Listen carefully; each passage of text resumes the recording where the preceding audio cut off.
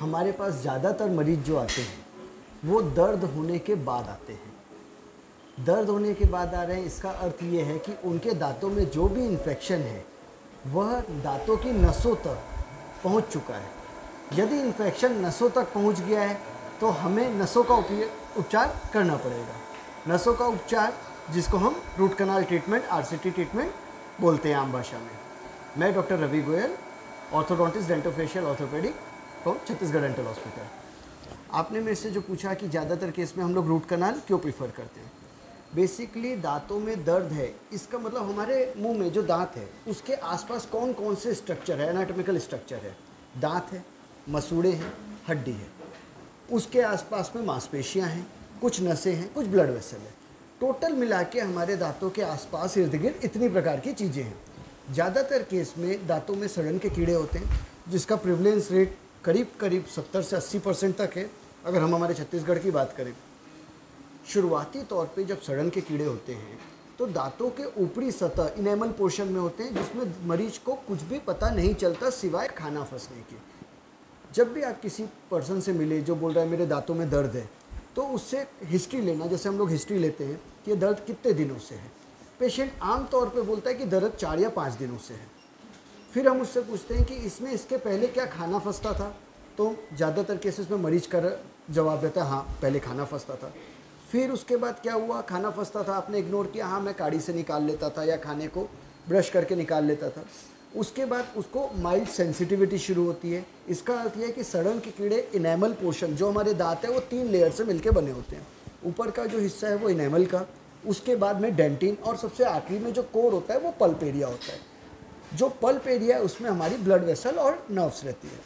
जो डेंटिन है उसमें कुछ संवेदन के नसों के तंतु जैसी चीज़ें रहती है।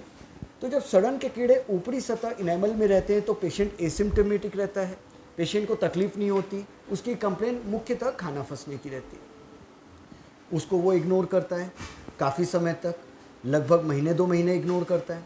उसके बाद में जब सड़न के कीड़े नीचे गहराई पे डेंटिन तक पहुंचते हैं तो उसको कनकनाहट या सेंसिटिविटी शुरू होती है।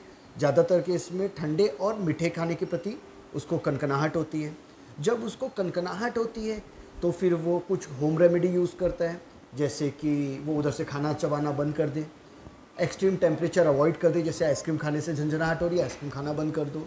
तो इस प्रकार के कुछ होम रेमेडी दिया। कुछ लोगों का मैंने देखा है कि लौंग का तेल रखते हैं। बेसिकली लौंग का तेल बर्न करता है तो कुछ समय के लिए उससे आराम होता भी है, तो ऐसा करके उसको फिर टालते हैं।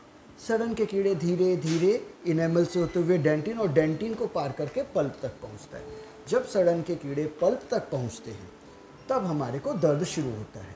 तो हमारे पास सिचुएशन क्या है, सड़न के कीड़े, बेसिकली हम आम भाषा में सड़न के कीड़े बोलते हैं, वो एक बैक्टीरियल इन्फेक्शन होता है, मेनली स्ट्रेप्टोकोकस स्टेफाइलोकोकस से मिला हुआ एक मिलीजुली बैक्टीरिया की कॉलोनी होती है, जिसे हम आम भाषा में सड़न के कीड़े बोलते हैं। बेसिकली वो ऐसे कोई कीड़े जैसी चीज़ नहीं होती, बैक्टीरिया होता है जिसे हम अपनी नेकेड आई से देख भी नहीं सकते।